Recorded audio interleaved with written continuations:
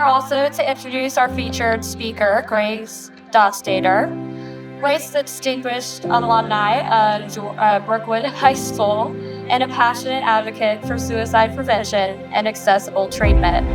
Her journey of recovery has been shared in schools, treatment centers, international certification programs, and even within the halls of the Georgia Capitol. Today, we're incredibly fortunate to have her here to inspire us with her story of resilience and hope. Please welcome Grace Dostater.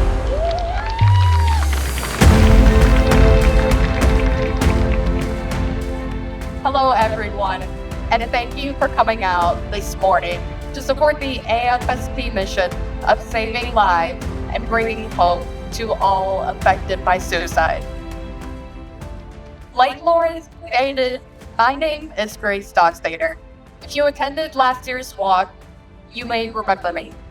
I'm a 2019 graduate of Brookwood High School, but I come here today as more than just an alumni and neighbor.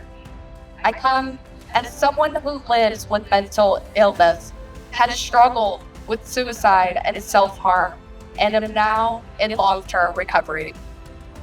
I share my story of both struggles and progress on an international scale, with the goals of educating, reducing stigma, and showing others that recovery is real and attainable.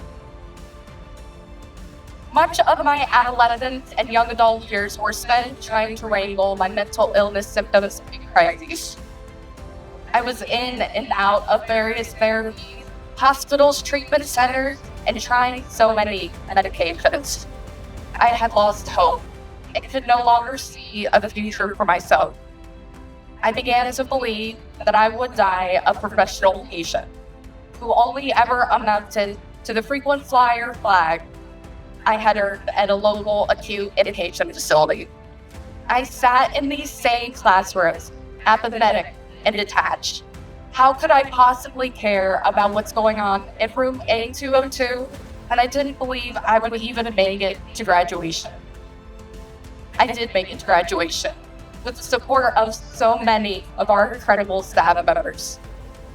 But I still struggled with suicidal thoughts and actions. In 2021, following an attempted hospitalization, and finally, a decision that I required a longer, higher level of care, I was admitted for my third stay at a local residential facility in Atlanta.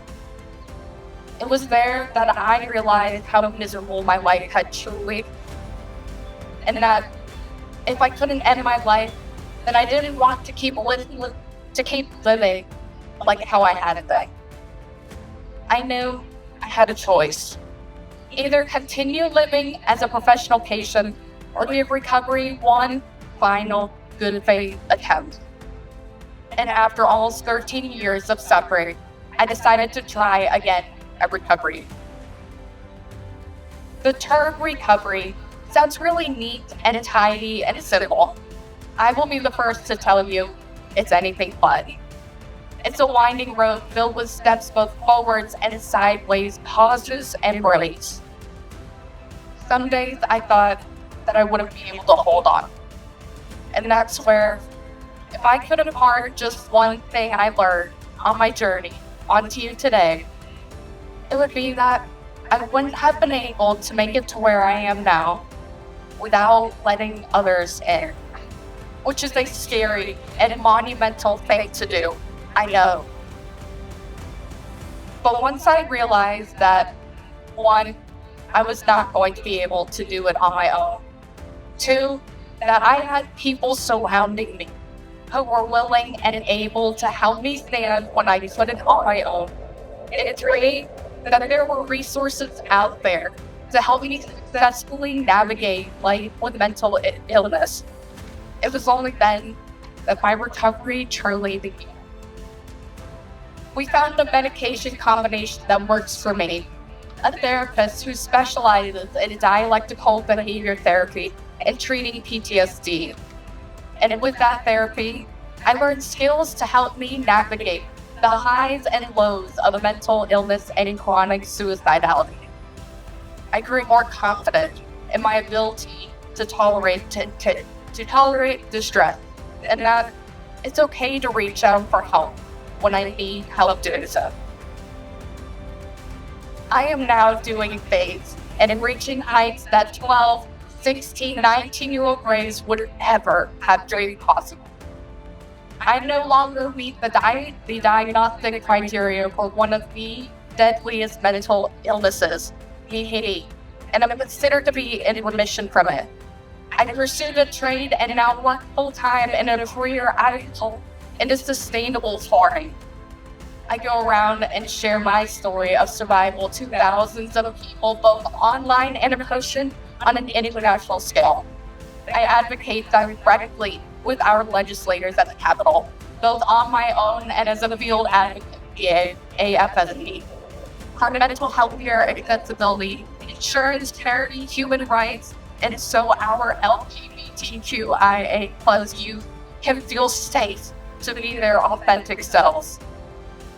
I find joy in hobbies and in life again, and have a support system I can lean on when I inevitably have more difficult days. And that's one of the reasons we're all here today, isn't it? To show in a physical and real sense that no one is alone. That help and support is out there and available to those struggling. And to those out there who may see a bit of themselves in my story, please hear me when I say I have been there. Some days I still am. I know what it feels like to believe there is no good reason to keep going, that you're fighting an uphill battle, that your life is in shambles and you can't go. So also hear me when I say there is hope. You are stronger than anything that has been, and thus anything that will be. I stand here in front of you as living proof that there is a life worth living on the other side of hell. And I hope I can be evidence that recovery can be as real and possible and beautiful for you as it is for me. As we move on throughout our ceremony, let us remember those we have lost, those we have met, and honor all of our journeys leading to where we are today. Thank you.